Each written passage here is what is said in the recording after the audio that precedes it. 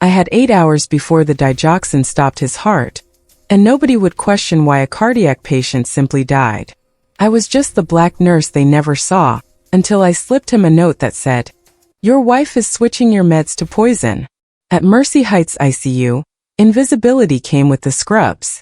Quiet voice. Steady hands. Eyes on charts, not people. To the elite patients, I wasn't a person, I was machinery that checked vitals and vanished. But ghosts see everything. And as I stood at the medication cart, I watched Chanel and Diamonds catch the fluorescent lights as elegant fingers switched labels on pill bottles. Hye-rin Kwon wasn't his devoted wife. She was his executioner. I looked at Min-jae Kwon, the man they called a monster, and whispered Korean, then at the woman beside him who smiled like I was furniture. My hand trembled as I adjusted his 4-line. Tucked beneath the medication cup was folded gauze that would end my career as a ghost and begin it as a target. His dark eyes snapped to mine, no longer glazed with post-surgical fog, but sharp, calculating, alive. In that second, the nurse disappeared, and the woman who just declared war took her place. He pressed his thumb to the note, then to his lips. Promise. A threat. Winter pressed against the floor-to-ceiling windows of Mercy Heights like an unwanted visitor. But inside the ICU, Amara Fields had stopped noticing the cold 6 hours into her shift. At 29, she perfected the art of being present without being seen. A survival skill honed through years of navigating spaces that questioned her competence before she opened her mouth. The elite Chicago hospital gleamed with marble and money, but for nurses like her, it was just fluorescent lights and 12-hour shifts that paid for her younger sister's experimental leukemia treatment. Zara was 22 and brilliant, full ride to UChicago for stem cell research, and Amara would work herself into dust before she'd let cancer take that future away. She adjusted the 4-line for the patient in bed 7, a businessman who'd looked past her 3 times while asking the white resident the same question she'd already answered. This was the trade. Work twice as hard for half the recognition, be excellent and invisible, and maybe save enough lives that the exhaustion felt like purpose instead of erasure. The call light for the private recovery suite blinked amber. Min-jae Kwon. Post-cardiac surgery, 48 hours stable, the kind of patient who got the luxury wing with views of the skyline instead of the parking garage. Amara had Googled him during her break. Import-export businessman, which was code for something darker whispered in Korean between the hospital translators. The man they called a monster when they thought no one was listening. She gathered the medication cart, her movements practiced and unremarkable. Shift change chaos hummed around her. Doctors checking phones, nurses swapping reports, the beautiful disorder that made people careless. That's when she saw her. Hye-rin Kwon moved through the ICU like she owned it. Chanel suit immaculate, diamonds catching light as she entered her husband's suite. Amara positioned herself at the medication prep station, close enough to see but far enough to remain furniture. Dr. Morrison stood in the hallway scrolling his phone, barely glancing up as the elegant wife approached the medication cart inside the room. Amara's breath caught. Hye-rin's manicured fingers moved with practiced precision, switching the labels on 2 identical pill bottles, the motion smooth as silk. Then she stepped back, arranged her face into concern, and touched her husband's sleeping hand with what almost looked like tenderness. The attending physician never looked up from his screen, but Amara saw everything. Her hands moved on autopilot, pulling Min-jae's chart, cross-referencing the medication orders against what should be in those bottles. The discrepancy screamed from the page, dosage levels that would push therapeutic into lethal. She pulled up Google on her phone, fingers trembling. Digoxin overdose symptoms cardiac patients. The results made her stomach drop. It would look like post-surgical complications. Heart failure. Natural causes. No one would question it. She scrolled further, found articles about Min-jae Kwon buried under business headlines. Organized crime. Violence. The kind of man who made people disappear. And here she was, the invisible nurse, witnessing his wife orchestrate the perfect murder. The moral calculus should have been simple. Let the monster die, stay silent, stay safe. But Amara's hands knew better than her fear. They'd spent years healing without asking if patients deserved it, because that wasn't her choice to make. Every patient deserved a nurse who saw poison for what it was. She tore a square of gauze, folded it small, wrote in careful print, "Your wife is switching your meds to poison. Check the digoxin levels." Her heart hammered against her ribs as she entered the suite, vitals equipment in hand, the note hidden beneath the medication cup on his tray. Professional smile. Steady hands. She placed the cup down, whispered too low for anyone else to hear. "Don't take the pills until you read this." Minjae's eyes had been glazed with medication fog, but they sharpened instantly, obsidian and calculating, fully alert. Their gazes locked, and for the first time in her nursing career, Amara felt truly seen. Not as a function or a uniform, but as a woman who'd just chosen his life over her invisibility. He didn't press the call button. Instead, his thumb pressed against the note, then moved slowly to his lips. "Promise." A threat. Behind her the door opened. Heron's voice, honey over ice. "Is everything all right, nurse?" "Vitals are stable, Mrs. Kwan." Amar's voice didn't shake. That was training. "He's responding well."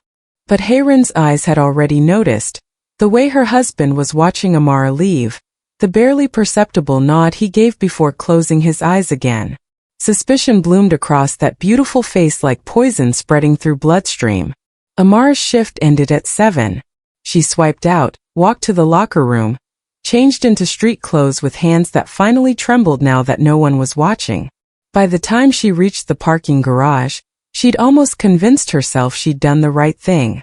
She didn't know that 3 floors above, Minjae Kwan was reviewing security footage on a tablet his lawyer had brought. Didn't know he was watching her pause at his medication cart, watching her write the note, watching the exact moment she'd saved his life. Didn't know that invisibility, once shattered, could never be reclaimed. The footage timestamp glowed in the darkness. 18 hours 47 minutes and 33 seconds. Nurse A. Fields. Duration. 47 seconds. 47 seconds to change everything. The summons came during Amara's next shift, delivered by a nurse she didn't recognize. "Mr. Kwan requests additional assessment. Private suite now." The luxury wing didn't feel like a hospital. Floor-to-ceiling windows framed Chicago's skyline, medical equipment disguised as sleek furniture, and 2 men in tailored suits stood flanking the door like expensive sculptures. Armed guards, not hospital security. She'd left the ICU and entered his territory. Minjae sat propped against pillows, for lines already removed by a private physician who nodded and left without a word. He looked stronger than yesterday, alert and sharp, dark eyes tracking her every movement as she approached. "You wrote me a love letter, Nurse Fields."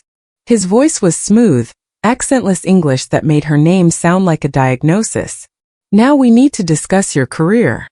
Professional armor snapped into place. "I followed my medical oath. Nothing more." He lifted a tablet from the bedside table, tapped the screen, turned it toward her. Security footage played in grayscale, her pausing at the medication cart, leaning over his bed, the note appearing beneath the medication cup. Timestamp, camera angle, 47 seconds of damning evidence. "This looks like tampering," he said quietly. "Or theft. Or attempted murder, depending on who's telling the story." Her pulse hammered but her voice stayed steady. "Then tell them I saved your life. Show them the toxicology report when they test those pills." "I already had them tested." Something shifted in his expression, almost like respect. "You were right. Someone wants me dead very badly." He paused, let the weight settle. "But that someone is my wife.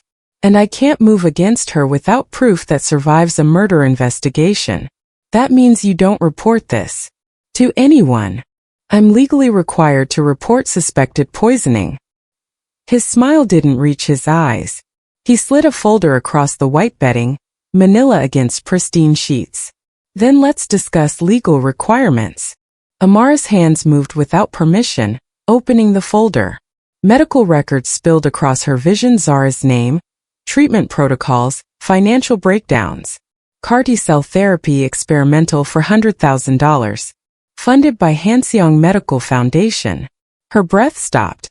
"That's my shell corporation," Min-jae said, voice soft as a scalpel. Your sister's miracle cure? I paid for it. 8 months ago. The room tilted. You've been controlling my family for 8 months? I've been investing in valuable assets.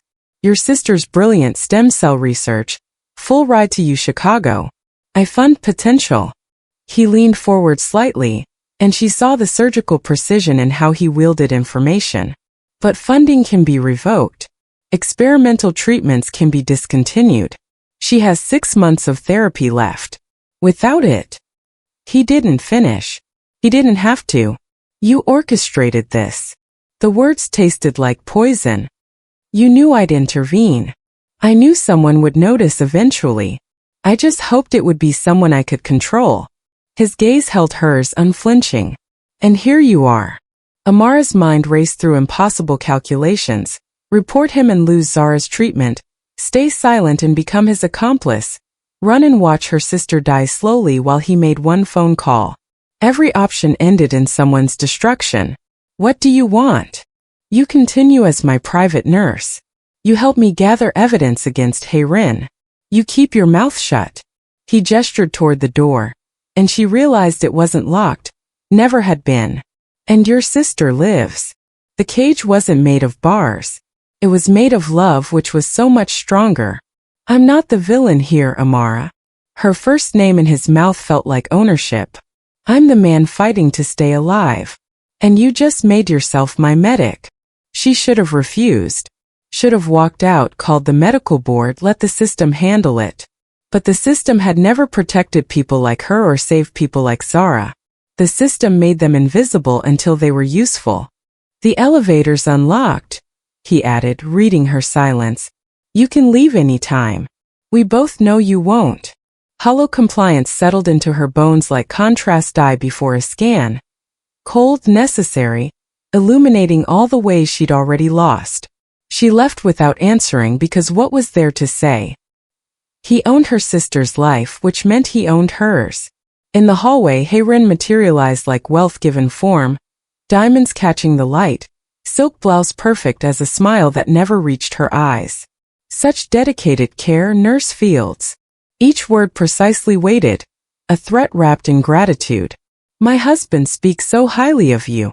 Amara's face stayed professionally pleasant, stayed invisible, even as every instinct screamed that this woman knew. Knew about the note. Knew about the trap closing.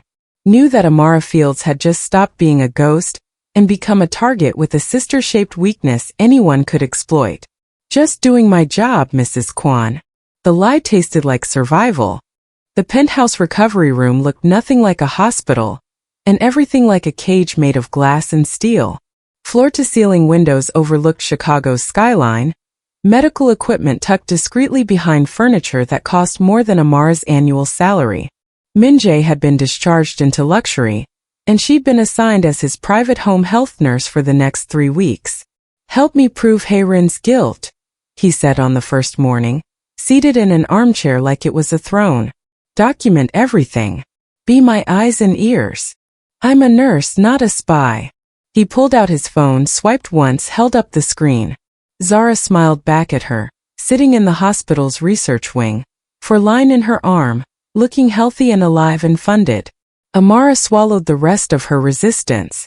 He taught her to notice patterns, Hye-rin's visiting schedule, phone call frequencies, which rooms she entered and when. Showed her how to photograph medication bottles with timestamps, where to hide recording devices and medical equipment, how to track visitors without appearing to watch. The training happened between wound dressing changes and vital sign checks, clinical care bleeding into surveillance until she couldn't tell where one ended and the other began. Intimacy arrived through necessity. She bathed him, changed surgical dressings, monitored his healing incision with hands that had touched hundreds of patients, but somehow felt different here. He was vulnerable in ways monsters weren't supposed to be.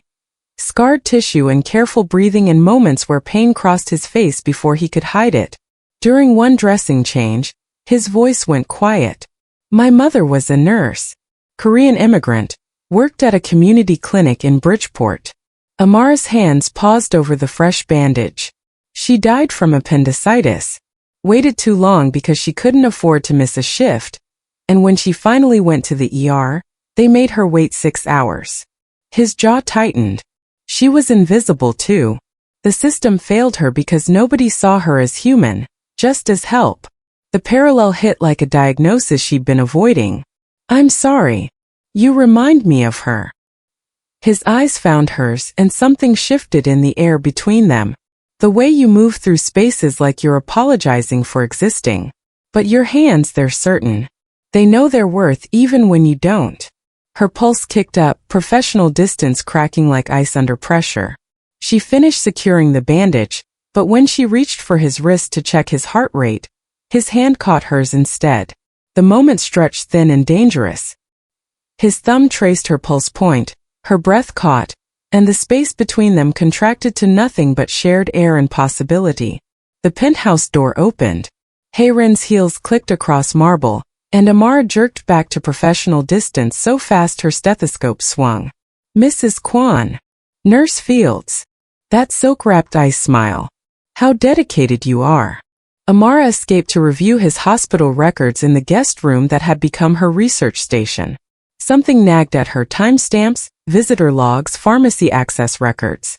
She cross-referenced everything, and the pattern emerged like a diagnosis written in Heyrin's elegant handwriting. 7 pharmacy visits during Min-jae's surgery recovery. Her cousin worked there, except deeper searching revealed the cousin was dating Junho Kwan, Min-jae's younger brother. Amara took samples of the current medication bottles to a lab tech she trusted, paid cash, waited 3 days for results that confirmed what she'd suspected. Different chemical compounds entirely. The poisoning hadn't started at home. It had started in the hospital, continued for months, systematic and patient as cancer. Late that night, she brought the evidence to Min-jae. He pulled up security footage on his laptop, parking garage timestamp from 2 weeks ago.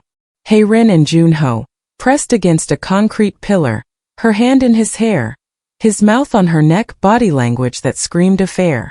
She's been trying to kill me for months, Min-jae said quietly, voice stripped of emotion. And my brother's been helping her. Amara stared at the frozen image, understanding crystallizing. You need me because medical evidence requires medical witnesses.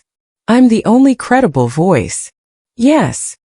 He closed the laptop, looked at her with something that might have been respect or might have been recognition of shared purpose. You're not just my nurse anymore, Amara. You're my weapon. The words should have felt like exploitation. Instead, they felt like power. On screen, Heyrin's hand curved around Junho's face with the same tenderness she showed her husband in public. The betrayal was layered and intricate as poison in a bloodstream. Min-jae's voice cut through the silence, soft and deadly. My wife. My brother. How poetic. Amara didn't correct him when he called her his weapon. Because somewhere between forced compliance and strategic partnership, she'd stopped feeling like a prisoner and started feeling like a soldier choosing her battles. And this battle she was going to win. The call came at 2 in the morning, Amara's phone vibrating against the nightstand in the penthouse guest room. Mercy Heights ICU. Her hands knew the number before her eyes focused. Miss Fields? Your sister spiked a fever. 103.8 and climbing. We're concerned about septic shock. The words hit like defibrillator paddles. Immunocompromised from treatment. Zara's body couldn't fight routine infections. Routine infections killed. Amara was dressed and moving before conscious thought caught up, medical training overriding everything else. She had to get to her. Now. The penthouse door wouldn't open. Security materialized from the hallway shadows, the same tailored suit who'd watched her for 3 weeks. Miss Fields. You need to stay here. My sister is dying. Her voice came out steady despite the terror clawing up her throat. Let me through. Boss says you stay here. No exceptions. I'm a nurse. I need to be there. The scream tore out of her, professionalism shredding like surgical drapes. She shoved against him, useless. He was twice her size and unmoved as a wall. He pulled out his phone, spoke quietly. She's trying to leave. Yes, sir. He looked at her with something almost like pity. He wants to see you. Min-jae's bedroom was dark except for the city lights bleeding through floor-to-ceiling windows. He sat up as she entered, bare-chested, surgical scar visible across his sternum, eyes alert despite the hour. "Please." The word came out broken. "She needs me. I'll come back, I swear, just let me go to her." "How do I know you won't run?" His voice was careful, measured. "Report everything to the police? Disappear. Because you own her treatment." The breakdown arrived like a code blue. Sudden, devastating, impossible to stop. "You know I'll come back. Please, Min-jae, she's all I have."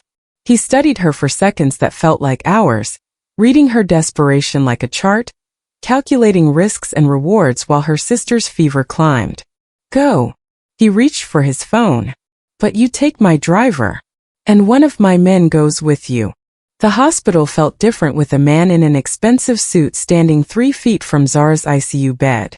Her sister looked small against white sheets, for antibiotics running, fever slowly breaking under medical intervention. "Why is there security?" Zara's voice was weak but aware, eyes tracking the guard. "Hospital policy." The lie tasted like ash. "Don't worry about it." But Zara's hand found hers, squeezed with what little strength she had. And Amara couldn't tell her the truth. Couldn't explain that her miracle treatment came with strings attached to a man who controlled their lives with phone calls and shell corporations. The guilt was crushing. Her sister fighting for survival while Amara fought to keep secrets that might kill them both. The guard's presence was a reminder. Even here, even now, she wasn't free. Dawn broke gray over Chicago by the time Zara stabilized. Amara returned to the penthouse at 6, exhausted and emotionally shattered, expecting confrontation or coldness or another reminder of her captivity. Instead, Min-jae was awake, waiting in the living room with coffee already made. "Is she stable?" "Yes." The word came out smaller than intended. "Thank you for letting me go." "I'm not a monster, Amara." He handed her the coffee, and she saw something in his expression she hadn't expected. Understanding, maybe, or recognition of shared humanity. "I just can't afford to trust easily." She should have stayed angry. Should have held on to rage like armor. But exhaustion stripped away everything except honesty. "Why did you really fund her treatment? Before you knew I'd be useful." He was quiet for a long moment, staring out at the waking city. "My mother died because she couldn't afford the treatment that would have saved her. I fund a dozen patients like Zara every year through different foundations." His jaw tightened. "Penance? Or guilt? Take your pick." The revelation shifted something fundamental. He wasn't just her captor. He was someone equally trapped by circumstances, fighting the same system that had failed both their families, using money and power because those were the only weapons that worked against institutional indifference. 2 people trying to protect what they loved in a world rigged against them. "Tell me what you need me to do," she said quietly, and this time it wasn't compliance. It was choice. His eyes met hers, and she saw the exact moment he understood the difference. "Help me survive this," he said. "And I'll make sure Zara survives too. Not as leverage. As promise." Amara nodded, understanding crystallizing like a diagnosis finally made clear. She was done being invisible. Done being a pawn. If she was going to be his weapon, she'd be one that cut both ways. Protecting her sister while destroying the people who thought nurses were too insignificant to notice, too powerless to fight back. They were about to learn how wrong they were. The Kwan family estate sprawled across Lake Forest like old money made architectural, all stone and glass and carefully manicured everything. The formal dinner was ostensibly to celebrate Min-jae's recovery, but Amara had learned to read the subtext written in seating arrangements and expensive wine. This was Junho's stage announcing a business partnership with the Kim family, Hae-rin's family, while his brother was still weak enough to be sidelined. A consolidation of power dressed up as celebration. Amara arrived in medical scrubs, nurse's bag over her shoulder, the uniform that made her forgettable and professional and invisible. Exactly what she needed. Inside the bag, blood pressure cuff with a recording device embedded in the Velcro, stethoscope with a button camera where the bell should be, tablet for monitoring vitals, that was really for reviewing footage in real time. Min-jae had transformed her into a spy wearing the same clothes that once erased her. The difference was choice. This time invisibility was her weapon. She stayed close to Min-jae during the reception, taking his blood pressure periodically, the perfect devoted nurse. Around them, the family spoke in Korean, fluid, rapid conversations about business and tradition, and the future of the Kwan Empire. They assumed she didn't understand, speaking freely as if she were furniture that happened to hold medical equipment. They didn't know she'd spent 3 weeks with a language app, learning basic phrases and medical terminology in Korean, enough to catch keywords and context. Not fluent but functional. Another advantage of being underestimated. Hyung님이 약해 보여요, Junho said to an uncle, and Amara caught it. Hyungnim meant older brother, Yakhae meant weak. They were discussing Min-jae's vulnerability like he wasn't in the room. She smiled blandly and adjusted Min-jae's four-port. Long since unnecessary but perfect camouflage for staying close and recording everything. An hour into dinner, Min-jae needed his medication break. Amara guided him to a private study. Door left slightly ajar per their plan. She busied herself organizing his pill bottles, stethoscope camera angled toward the sitting room adjacent, recording device active. Voices drifted through, Haerin's silk smooth Korean and Junho's lower register. 얼마나 더 기다려야 해? How much longer? 의사가 6개월이라고 했어. 하지만 스트레스로. Amar's pulse kicked up. Doctors said 6 months. But with stress. Haerin's response was clearer, slower. 심장은 약해. 언제든지 또 발작할 수 있어. Hearts are fragile. Another episode anytime. The plan spoken aloud. Waiting for the right stress, the right moment to trigger another cardiac event that would look natural. Waiting for Min-jae's damaged heart to fail under circumstances no one would question. Amara's hand trembled as she reached for a water glass, needing something to do with the adrenaline flooding her system. The glass slipped. Crystal shattered against hardwood like a gunshot. Footsteps approached and Haerin appeared in the doorway, elegant in black silk, eyes sharp as surgical steel.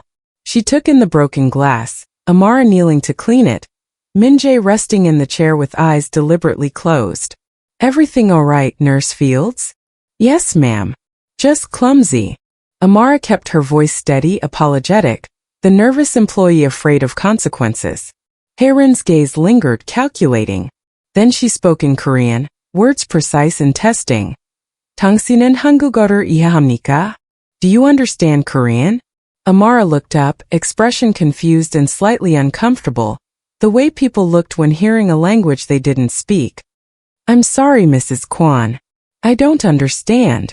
The moment stretched thin as a suture.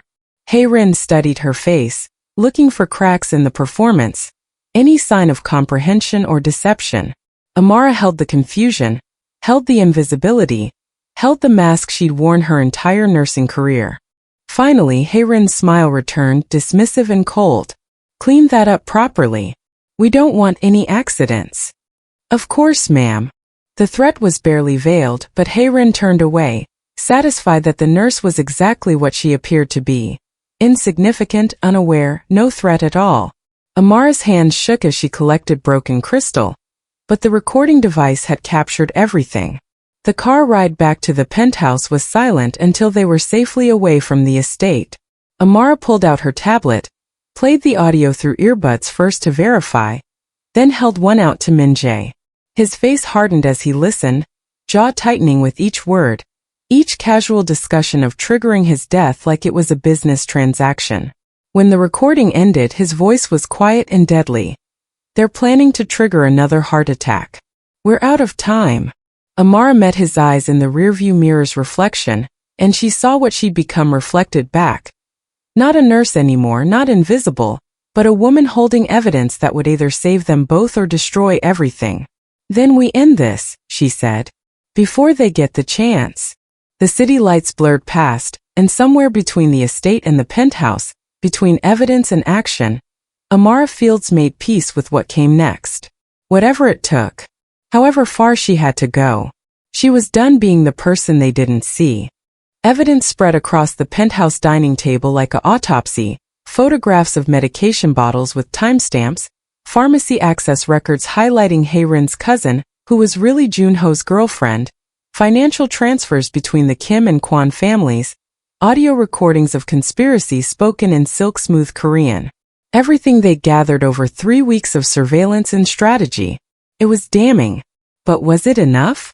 We have 48 hours until Junho's announcement, Min-jae said, reviewing the security footage again. After that, the business merger happens and the conspiracy becomes an empire. Amara studied the evidence with a nurse's eye for patterns and gaps. They had means, motive, opportunity. What they needed was undeniable proof that would survive public exposure. Why did you marry her? The question escaped before she could stop it. Min-jae looked up, something unguarded crossing his face. Arranged marriage. Her family had political connections my father wanted. I was 23 and stupid enough to think duty mattered more than happiness. And love. I've never loved anyone. His voice was matter-of-fact, clinical. Love is a liability in my world. She should have left it alone, but exhaustion made her honest. Then why fight so hard to stay alive? His smile was sharp as a scalpel. Because dying at her hands means she wins. And I don't lose. The answer should have felt hollow, but Amara heard the truth beneath it. Pride in survival and refusal to let betrayal have the final word. What happens when this is over? She asked quietly. You go back to your life. Zara gets her treatment. You're free. He said it like it was simple, like freedom was something you could just return to after everything they'd done. I can't go back. Her voice caught. I've seen too much. Done too much. He studied her across the table, and she saw the exact moment recognition settled in his eyes. You're not the same woman who slipped me that note. No. The admission felt like stepping off a cliff. And I don't know if that's good or bad. They returned to the footage, shoulders touching as they leaned over the laptop, defenses eroding with each hour closer to confrontation. The city lights painted them in amber and shadow. I lied earlier, he said, voice so quiet she almost missed it. I have loved someone. Once. Her breath caught. What happened? He turned, and his eyes held hers with an intensity that felt like diagnosis, seeing all of her, the invisible parts and the visible, the nurse and the woman who'd learned to be a weapon. I'm looking at her. The distance between them collapsed. His hand found her face, thumb tracing her jawline, and she leaned into the touch like it was the first gentle thing she'd felt in weeks. Maybe it was. The kiss was slow, deliberate, inevitable as cardiac rhythm finding its pace. Tender and desperate and tasting like shared trauma and dangerous hope. I know this is complicated, she whispered against his mouth. Everything about us is complicated. His forehead pressed to hers, breathing synchronized. Doesn't make it less real. They moved to his bedroom, and the intimacy was different from surveillance or medical care. This was choice, this was claiming each other before the war that might kill them both. Whispered confessions in the dark, hands learning skin instead of wounds. I see you, she breathed. Not the monster. Not the boss. You. You're the only person who's ever saved my life, he said against her shoulder, voice raw. The only one who's ever cared if I lived. We survived this together, they promised in the space between heartbeats. Dawn arrived gray and inevitable. They dressed in silence, heavy with purpose. Amara in professional clothes that wouldn't draw attention. Min-jae in the suit that announced power and control. He handed her a small pistol, matte black and cold as the choice she was making. Just in case. She turned it over in her hands, checking the safety with movements learned from YouTube videos she'd watched at 3 in the morning. I'm a nurse. I know how to hurt people. I just usually choose not to. The words hung between them, acknowledgement that today she might have to choose differently. Min-jae collected the evidence files, uploaded backups to secure servers, prepared the presentation that would expose everything. Amara slipped the gun into her nurse's bag beside her stethoscope and blood pressure cuff. Tools of healing. Tools of harm. The line between them thinner than she'd ever imagined. Morning light cut through the penthouse windows, illuminating Chicago waking up below them. Somewhere in that city, Hae-rin and Jun-ho were preparing their own performance, unaware that the invisible nurse had become the most dangerous piece on the board. Min-jae extended his hand. She took it. "Let's finish this," he said. And Amara Fields, who'd spent 29 years being invisible, who'd saved a monster's life with a note and learned to love him in the margins of conspiracy, walked toward the door with her head high and her hands steady. She was done disappearing. Today they'd make sure everyone saw exactly what happened when you underestimated the woman in scrubs. The Peninsula Hotel's grand ballroom sparkled with Chicago's elite, business magnates in tailored suits, politicians practicing careful neutrality, press photographers positioned for the perfect shot of the Kwon Kim strategic partnership announcement.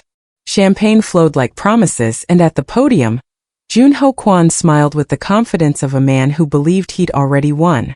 "Today marks a new chapter for the Kwon family," he said, voice smooth and assured. "A partnership that will strengthen our position in both American and Korean markets." Beside him, Hae-rin stood in cream silk, playing the devoted future sister-in-law with practiced grace. The widow-in-waiting, though her husband wasn't dead yet. That's when the doors opened. Min-jae entered mid-speech, and the room contracted into shocked silence. He looked stronger than he had any right to be, suit sharp, posture commanding, alive in ways that clearly weren't part of Hae-rin and Jun-ho's carefully orchestrated plan. Amara walked beside him, professional and composed, her nurse's bag over her shoulder like armor. Jun-ho recovered first, manufactured concern sliding across his face. "Brother, we didn't expect you. You should be resting." "Oh, I've been resting." Min-jae's voice cut through the ballroom like a scalpel through tissue. "And watching. And learning." He nodded to his security team. The presentation screens flickered, overriding Jun-ho's carefully prepared slides. Evidence cascaded across multiple displays in devastating sequence. First, photographs of medication bottles, side by side, hospital labels versus tampered contents, timestamps visible, chemical compositions highlighted in red. Second, pharmacy access records, Hae-rin's visits during Min-jae's surgery recovery circled, her cousin's employee ID connected to Jun-ho's known associates. Third, financial transfers between Kim and Kwon accounts, money moving in patterns that told the story of conspiracy and consolidation. Fourth, security footage, parking garage timestamp 2 weeks prior, Hae-rin and Jun-ho pressed against concrete pillars, her hand in his hair, his mouth on her neck, the affair rendered undeniable in high definition. The room erupted in whispers. Cameras flashed. Hae-rin's cream silk seemed to pale further. Then the audio played, Hae-rin's voice crystalline and damning through the speakers. 심장은 약해. 언제든지 또 발작할 수 있어. Hearts are fragile. Another episode anytime. The translation appeared on screen. Hearts are fragile. He could have another episode anytime. Min-jae let the silence settle like sediment before speaking. "This is Nurse Amara Fields. She saved my life when she witnessed my wife tampering with my medication. Tell them what you saw." Amara stepped forward, and every camera turned to her. She'd spent 29 years being invisible in rooms like this, but today she spoke with the clinical precision that made medical testimony unimpeachable. "I witnessed Mrs. Kwon switching labeled medication bottles in Mercy Heights ICU during shift change. I documented the discrepancy, took samples for chemical analysis, and confirmed the contents were different compounds than prescribed." Her voice was steady, professional, devastating. The tampered medication would have induced digoxin toxicity, mimicking post-surgical cardiac complications. It would have appeared as natural causes. She met Hae-rin's eyes across the room. "I recorded subsequent conversations confirming the conspiracy to trigger another cardiac event. As a medical professional with no financial or personal interest in this family's affairs, I have no motive to fabricate evidence." The credibility of a nurse, someone whose entire profession was built on trustworthiness and care, carried weight no lawyer's testimony could match. The Korean grandfather stood, elder authority radiating from his posture. His voice carried across the ballroom in Korean, then English. "You bring dishonor to both families. Attempted murder of your husband? Affair with his brother? Betrayal of every oath. She's lying. Junho's composure finally cracked. This is fabricated. Min-jae orchestrated this to discredit us. Then explain the toxicology reports. Min-jae's voice was ice-wrapped in silk. Explain the pharmacy records. Explain the security footage. He paused. Explain why my private nurse, who had nothing to gain and everything to lose, risked her career to save a man she'd never met. Hae-rin's veneer shattered like the crystal glass Amara had dropped at the family dinner. Her elegant mask fractured into something ugly and desperate, all pretense of devotion evaporating under the weight of undeniable evidence. Her eyes locked on Amara with pure hatred, not for Min-jae who'd exposed her, but for the invisible nurse who dared to see, dared to act, dared to matter. This is your fault, she hissed, voice shaking. You ruin everything. Her hand disappeared into her designer purse, and Amara's training recognized the movement before conscious thought caught up. The specific angle, the deliberate reach, the way Hae-rin's fingers closed around something metallic. Time slowed to the space between heartbeats. The room erupted into chaos, but Amara was already moving, already reaching for her own bag, already choosing survival over everything she'd been trained to be. Healers became fighters when cornered, and Hae-rin had just cornered the wrong woman. Hae-rin's hand emerged from her purse with a small pistol, chrome and elegant as everything else about her, and the barrel swung toward Min-jae with murderous intent. Amara moved on instinct, not thought. Years of rushing toward emergencies instead of away from them, of stepping between patients and harm, of choosing care over safety. She threw herself between them as the shot cracked through the ballroom. White-hot agony exploded across her collarbone, a line of fire that stole her breath but not her footing. The bullet had grazed her shoulder, tearing through fabric and skin but missing bone and major vessels. Her medical training cataloged the injury even as pain tried to drag her down. Superficial, manageable, survivable. She didn't fall. Her hand found her nurse's bag, fingers closing around cold metal that didn't belong in a healer's arsenal. The gun Min-jae had given her, heavy with terrible possibility. Hae-rin was already aiming again, silk-wrapped fury and desperation. The elegant mask finally shattered into something primal and deadly. Amara raised the pistol. No hesitation. No thought. Pure survival instinct honed through years of emergency medicine, where seconds decided between life and death. She fired first. The recoil kicked through her injured shoulder, but her hands were steady, the same hands that started IVs in moving ambulances and performed CPR for hours without stopping. The bullet hit exactly where her medical knowledge told her it would. Center mass, left of sternum, through the fourth intercostal space. Straight to the heart. Hae-rin stumbled backward, cream silk blooming red, eyes wide with shock that someone so invisible had learned to be so lethal. She collapsed against the podium, blood spreading like spilled wine across expensive fabric. The ballroom erupted into chaos, screaming, stampeding guests, cameras flashing, security shouting. But Amara's world had contracted to the woman dying 10 feet away, and the clinical certainty that she just killed someone. Junho roared and lunged at Min-jae, grief and rage propelling him forward. Security intervened, bodies colliding, the physical struggle brutal and immediate. Min-jae reached Amara, hands on her bleeding shoulder. How bad? I killed her. The words came out hollow, distant. I killed someone. You defended yourself. I killed her. Junho broke free from security, fingers closing around Hae-rin's fallen pistol. But his eyes found Amara, not his brother, the invisible nurse who destroyed everything. You. His voice cracked with anguish and fury. You destroyed everything. The gun swung toward her. Min-jae stepped between them, and this time there was no hesitation. No mercy, no brotherhood left to mourn. His shot was clean and clinical, dropping Junho before he could fire. The Korean grandfather and assembled elders watched brother kill brother, and their faces showed something between horror and grim acceptance. Traditional justice played out in a luxury hotel ballroom. Family blood spilled in front of witnesses who understood that some betrayals demanded immediate reckoning. He aimed at an innocent, Minjae said to the elders, voice steady despite everything. This is protection, not murder. But Amara wasn't listening.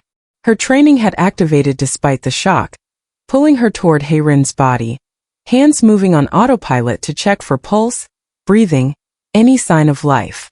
Professional instinct overriding trauma. The nurse in her unable to walk away even from someone she'd shot. Her fingers found nothing. No pulse at the carotid. No rise and fall of chest. Blood pooling too fast from the wound she'd inflicted with perfect precision. She's gone. The pronouncement came out clinical, detached, the same words she'd said countless times in the ICU. But this was different. The first person she'd ever lost was the first person she'd ever killed. Police sirens wailed in the distance, growing closer. The grandfather stood, commanding despite the carnage, voice carrying across the chaos. Let them go. We handle this internally. Traditional family justice superseding American law. Elders closing ranks even in condemnation. They would manage the narrative, control the damage, protect the family name while acknowledging the justice of what had just unfolded. Minjae's security guided them toward the service exit. Through the kitchen where staff pressed themselves against walls. Through loading docks where Chicago's winter hit like a physical blow. Amara's legs moved without conscious direction, shock settling in as adrenaline ebbed. Her shoulder throbbed, blood seeping through her professional blouse, hands shaking so violently she couldn't make them stop. Stay with me. Minjae's voice cut through the dissociation.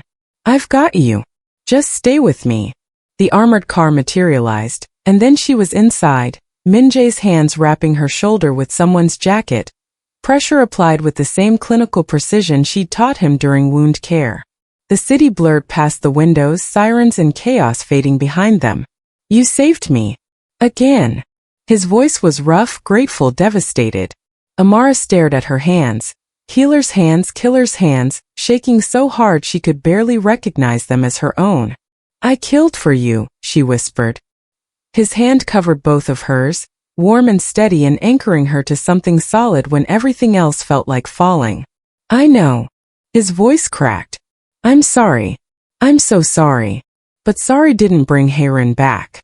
Sorry didn't erase the sound of the gunshot or the feel of recoil, or the clinical certainty with which Amara had aimed for the heart. Sorry didn't change what she'd become. The invisible nurse who'd learned that sometimes healing required destroying the thing causing the harm. And now she'd have to learn to live with that. The video evidence made everything clean. Self-defense, the lawyer said, showing the footage frame by frame. Hayrin's gun raised, Amara stepping between, the shot that grazed her shoulder. The medical board reviewed her actions with clinical detachment and cleared her of misconduct. The press ran with heroic nurse stops murder plot for exactly one news cycle before moving on. Minjae's attorneys ensured the narrative stayed simple. What they didn't mention in their press releases was the cost. Her nursing license flagged with a recommendation for indefinite leave. The hospital sent flowers with a card suggesting she take time to heal. She couldn't go back to her apartment. The nightmares were too vivid there. The sound of gunfire echoing off cheap walls. Hayrin's blood spreading across marble floors that looked nothing like her kitchen tile, but her mind insisted they did. So she stayed in Minjae's penthouse, where floor-to-ceiling windows let in enough light to chase away the shadows. Her shoulder healed. The scar remained, a puckered reminder that ran from collarbone toward her heart. The therapist Minjae insisted on paying for said scars were just proof of survival. Amara traced it sometimes in the mirror and wondered if survival always required this much blood. She tried watching medical dramas to stay connected to the work she loved. The monitors triggered panic attacks. The sound of 4 pumps made her hands shake. Zara completed her final round of CAR-T therapy on a Tuesday morning. Early remission markers glowing positive on test results that made the oncologist smile for the first time in months. Her hair was growing back in soft curls, and when she asked what really happened at that hotel, Amara gave her a partial truth. I got involved in something dangerous to protect a patient. I'd do it again. Zara's hand found hers across the treatment chair. You've always protected me. Even when it costs you everything. The evening Minjae found her watching Grey's Anatomy with tears streaming down her face, He turned off the television and sat beside her. I'm restructuring operations. Going legitimate. I need someone I trust. She wiped her eyes. I'm a nurse. I don't know business. You know people. You know how to see what others miss. His voice was quiet, certain. You saved my life twice, once with a note, once with a bullet. That's the kind of partner I need. Partner. Not employee. Not kept woman recovering from trauma in his expensive cage. Legitimate medical businesses, he continued. Clinics for underserved communities. Research funding. The kind of care my mother never got. The kind Zara almost didn't get. He was using her values against her again, but this time it felt like an offering instead of a weapon. Equal partnership, she said. Not employee. Partner. He extended his hand. She stared at it for a long moment. This hand that had held evidence and weapons, that had touched her face with unexpected tenderness, that had pulled her from the wreckage of who she used to be. She shook it, then pulled him into a kiss that tasted like new beginnings and old scars. I choose Visible. The Fieldsquan Community Health Center opened on a Saturday in June, named after 2 immigrant nurses who died because the system rendered them invisible. Cameras flashed as Amara stood at the podium in an elegant gown, no longer hidden in scrubs, her shoulder scar deliberately visible in the sleeveless design. I spent years invisible in hospitals, she told the crowd, her voice steady and clear. Watching patients who couldn't afford care, watching staff who weren't heard. This center is for everyone I couldn't save when I was just one nurse with 2 hands. She paused, let the weight of it settle. Now I have resources. I have voice. And I won't be invisible anymore. The standing ovation washed over her like absolution. Zara stood in the front row, healthy and whole, hair catching the light. My sister saved lives for years, she told the reporter next to her. Now she'll save thousands. Minjae introduced Zara to the head of their research division an hour later, and Amara watched the treatment that saved her sister become available to others. Full circle. Penance transformed into purpose. On the penthouse balcony that night, Chicago sprawled below them in a carpet of lights. Minjae asked the question she'd been avoiding. Do you regret it? The choice you made. Amara looked out at the city that once made her invisible, felt the cool air on her scar, and told him the truth. I regret the violence. I regret killing someone even in defense. I regret that the system forced me to choose between my ethics and my sister's life. She turned to face him. But I don't regret being seen. I don't regret surviving. And I don't regret you. You're not that nurse anymore, he observed. The one who slipped me that note. No. She stepped closer, letting the city witness them. That woman was hiding, apologizing for existing. But I became what I always was. You just gave me permission to stop hiding it. They stood at the balcony edge, side by side as equals, hands intertwined. Her scar caught the moonlight like a badge of honor. The world saw a nurse, Amara said softly. I made them see a queen. And queens don't apologize for taking up space. Somewhere in the city below, a patient pressed a call button. A nurse materialized from the shadows. And Amara Fields smiled, knowing that invisibility was finally a choice, not a sentence.